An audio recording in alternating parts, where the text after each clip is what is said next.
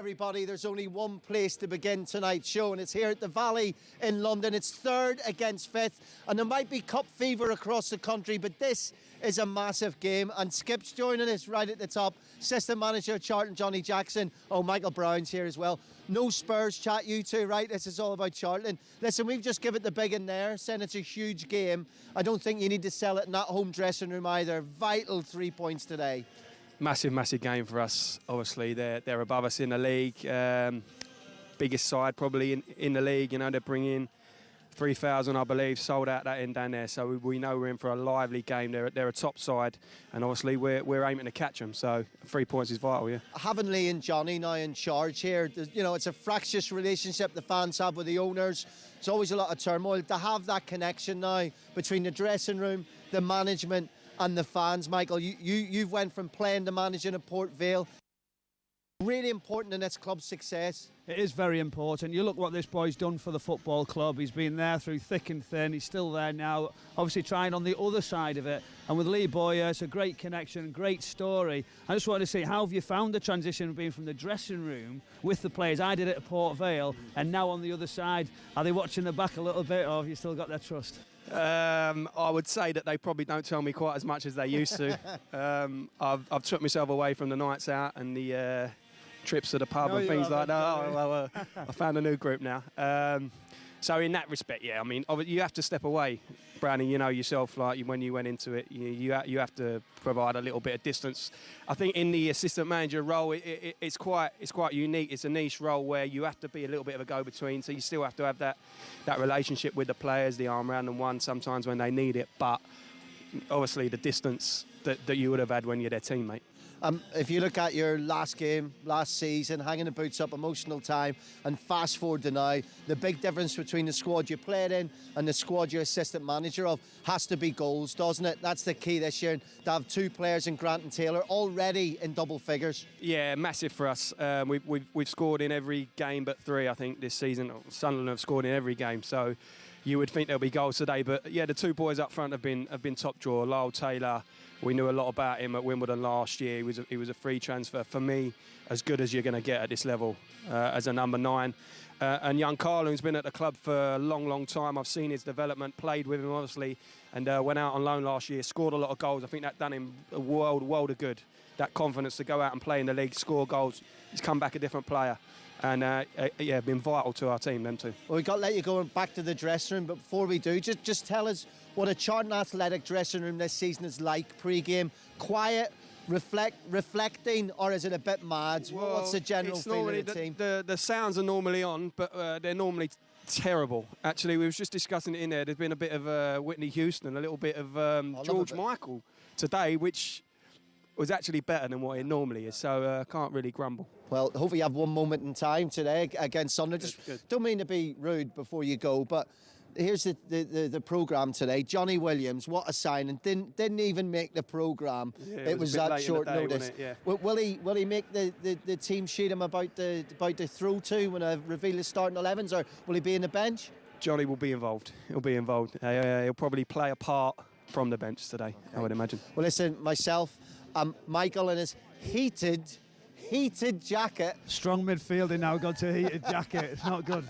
We're going to go off and watch it. Good luck today. No worries, guys. Thank you very much. Cheers, mate. Thank you. Right, let's take a look at the starting 11s. You can wait to the end of the link. As expected, the front two for Charlton picked themselves. 2 changes though. Chris Solly and Darren Pratley come back in.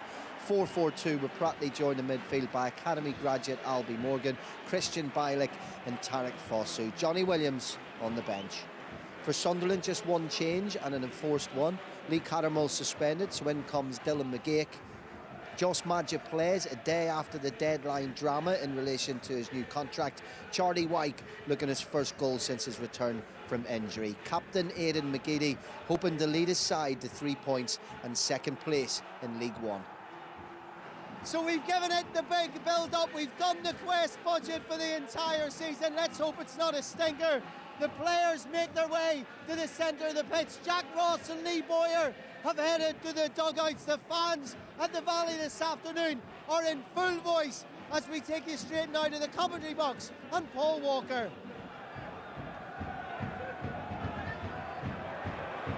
Call on Grant. dispossessed by Gooch. A bit of space here developing for Sunderland.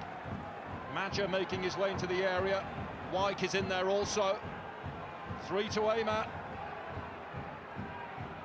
It's Gooch who steers one down the line. Great chance here. Onan! Oh, what a fabulous start for Sunderland! Perfectly executed. And Luke O'Nien gives the Black Cats the lead in south-east London. Gooch slides it down the line for Reece James, and Luke O'Nien, totally unmarked, and picks out the corner beautifully.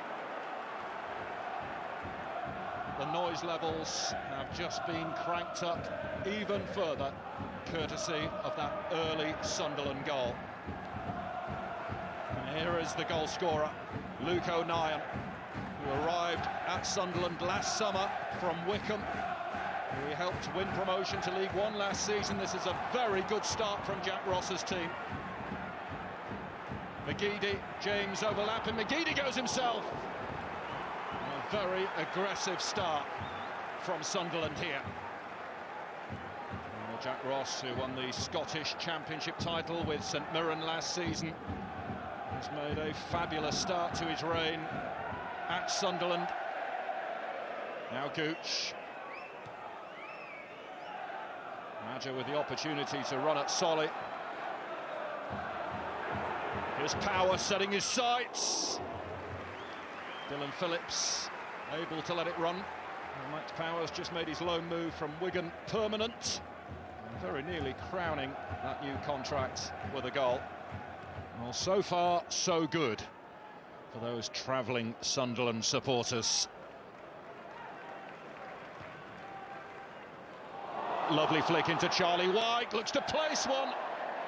Well, in the end, he didn't get his angles quite right. And you can see Charlie Wyke just tries to place it into the far corner.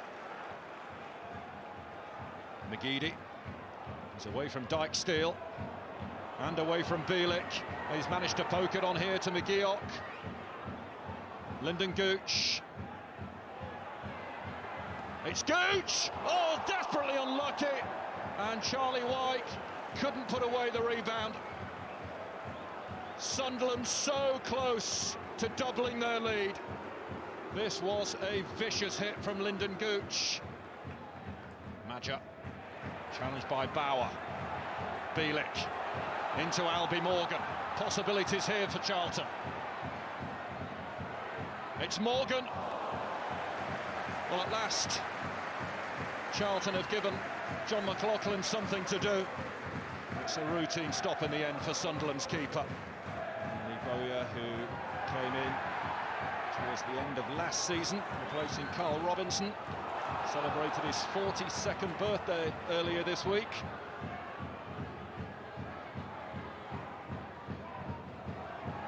Grant buys himself half a yard. And Power's there to see it clear. Fosu works out to Solly now. That's an inviting ball in. Out it comes. Sits up nicely for Bielik.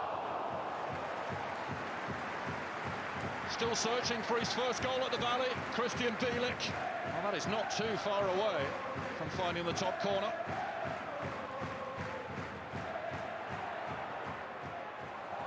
Here's Taylor. Looking for options. And trying to skip away from Baldwin and an own goal!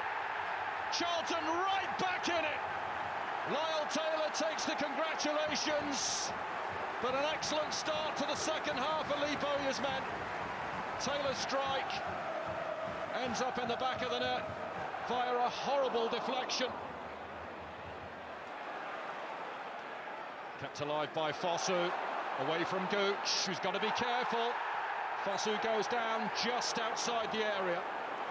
Fosu does well to get clear of Gooch, and you can see the leg comes out. Fosu takes a tumble.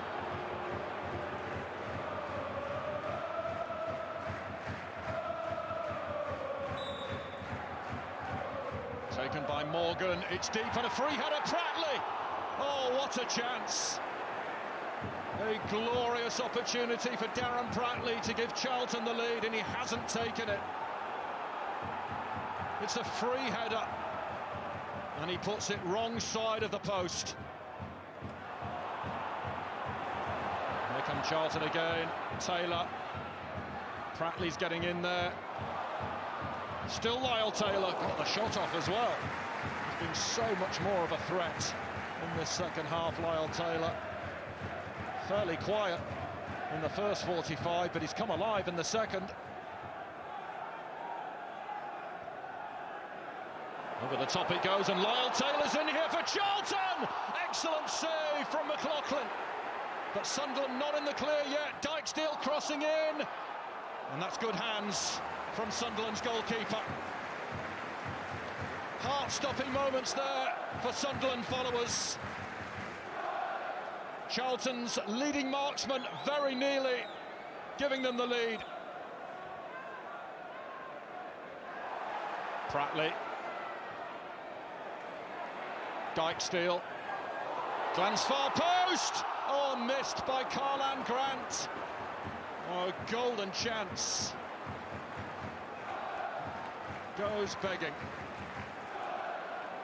Dijksteel with the delivery, deflects into the path of Karlan Grant, and he couldn't keep it down. Reece James. Watmore. Oh, he's driven through the gap here, Watmore. White's in the middle waiting for him. It's Watmore. Went for glory himself. It was a brilliant run. Power. Steering it wide for Reece James. Clever ball inside. Watmore's in again! Oh, and somehow stopped on the line. Naby Sarr, I think it was, getting a touch on that. Here's Maguire. A little stumble from Reece James, who wasn't quite expecting it. Duncan Watmore in rapid succession, almost getting Sunderland in front. It is all over at the Valley. Charlton and Sunderland have to settle for a point. Honours even at the Valley. Charlton Athletic 1, Sunderland 1. So those Sunderland fans have a long journey back with a point, but the game summed up if you turn round here.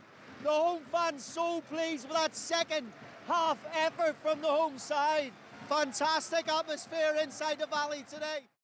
Lawnmowers are out at the Valley. Delighted to say that Jack and Lee have joined us. Not very often, Michael, you get to interview two managers at the same time. So let's just start and just get your overall thoughts on the game. You firstly. I thought it was a good, competitive game for League One. I think it just showed two sides that are competing to get automatic promotion. Two sides that wanted to play football and push themselves to the end and put their bodies on the line. I thought it was a very good advert for League One. Yeah, and the crowd really reacted to that. Jack, your initial thoughts? Yeah, it sounds all very well nice. If I say I just agree wholeheartedly with Lee, but we've just had that conversation in private as we walked over that I think it was very much that we knew how difficult a game it was coming here, not just because of how good the side Charlton are, but their form at home recently as well. And I was pleased with my group. You know, we've got an interesting dynamic with this club being in this league, that there's this perception that we should roll over teams, and it's far from it. There's some really good teams in the league and some difficult venues, and you know, it's reminding my players that they should be proud of what they did today, because it's a difficult place to come. It's interesting though, because if you look at both clubs and we go back to this date last year, they weren't happy places to be. You know, you both in similarities in that way. As you've come into the club, you've galvanised the fans and they're going home more happy than not. How important especially has that been at Sunderland, Jack? Well, I think it's been vital to starting to rebuild, if you like, and I know that Lee won't reminded of this, but the opening day of the season was probably very important for us. We didn't play particularly well. Lee had a very good argument to put forward for taking something from the game, and we scored in injury time, and we needed that at that time because there had been a mood of optimism created through the change in ownership, and we've managed to build from there. In terms of management to players to fans, there seems to be a connection that, yeah, I'll come down here, I live not far away, I'll make sure I come at least once a season. That seems to be bubbling again, it really does. Yeah, because when I first came back to the club under Carl, working with Carl, there was not that togetherness between the fans and the players, and I noticed that obviously playing here when I was younger. So that was a first thing I thought, I need to get that back. I need to get that family united stuff back together, and the way you do that is hard work. So then I say to the players, like, you give the fans, all any fan wants is you give them 100%. You give them that and they will respect you and they will cheer you off, win, lose or draw. I want to ask you your best player of the afternoon, but the opposition team. I'll start with you, Jack. Who impresses you most in this Charlton team? I think it's probably fitting from Lee's point of view that Lyle's involved in the goal, Lyle Taylor, because he's a player that I've known well because he played in Scotland for a period. He was a player that, you know, we considered in the summer, not just considered, but it was somebody that I knew would have a strong impact, I think, on this division. He's done previously. All right, Lee, who are you nicking? I'd like to borrow McGeady for a few weeks. He's unreal. In possession, it's 1v1. He can go both ways. You can see his class. He played in the Premier League. Today, his end product probably wasn't up to what you've probably seen in the past. Like, his shooting looked a bit off, but he just drifting past players. It's a great question, though, isn't it? In the January window, asking the both managers who's what, and I'm sort of thinking, does one maybe need a striker? Not so sure. But you talk about Sunderland, it's a wonderful supported team. We're just hearing that the chairman's actually in the away end, first half director's box, away end, second half, and then I thought your team were really, really, up for the fight late on when they come up with a bit of pressure against you. Yeah, I mean, there's a couple of things in that. One, since Stuart took ownership of the club, he has done things differently. He's incredibly transparent, as we've seen as recently as yesterday. But I don't mind it, because I think you can be as transparent as your communication that if he communicates with me in the same way, which he does, and he's done an outstanding job at turning around the mood of this club.